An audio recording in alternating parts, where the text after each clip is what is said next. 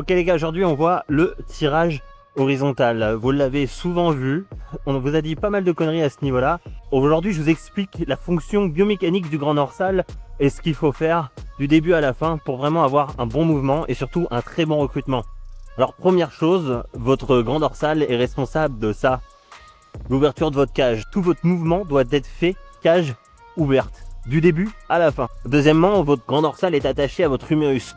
Et on sait qu'aujourd'hui, quand même, on est en 2025, même si certains IFBB Pro n'ont pas compris ça, l'étirement est un facilitant de prise de muscle. Donc vous devez absolument décrocher, raccrocher, tirer. Et non seulement vous devez ouvrir votre cage, mais aussi il a une autre fonction, le grand dorsal, c'est ça, la flexion de votre buste. Donc vous devez avoir absolument tout. Donc premièrement, ça va être jambes tendues. Pourquoi jambes tendues? Parce que lorsque vous allez avoir lourd, la première chose que vous allez faire, c'est ça.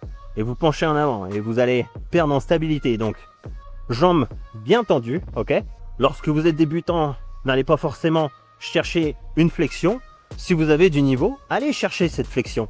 Donc encore une fois, si vous avez du niveau, vous vous penchez légèrement du côté que vous allez tirer et vous ne bougez plus. Et dans un premier temps, vous allez casser votre coude. C'est important de ne pas tendre votre bras. Mettez de la tension dans votre grand dorsal. C'est votre grand dorsal qui retient votre bras. Là, c'est l'épaule. Là, c'est votre grand dorsal. Vous décrochez. Ça se voit pas, mais j'ai la cage sortie. Du moins, je gonfle ma cage et vous venez tirer la cage sortie. Donc, vous avez cette flexion, la rotation et l'étirement et la contraction. Vous avez absolument tout là. Maintenant, la plus grosse erreur que l'on voit en salle, c'est de venir chercher trop loin. Si vous venez chercher trop loin, en général, votre buste, il twist. Si vous twistez trop, au final, ça ne change rien. Vous avez toujours le coude sur le flanc du buste. Ce qu'on veut, c'est dépasser. Ok?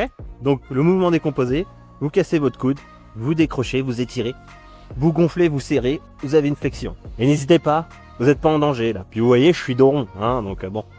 Donc décrochez, venez étirer votre grand dorsal. Donc maintenant, tu connais toutes les fonctions du grand dorsal. Donc si je te vois encore tendre le bras, ne pas sortir ta cage, tu prends une torgnole et en attendant, entraîne-toi bien.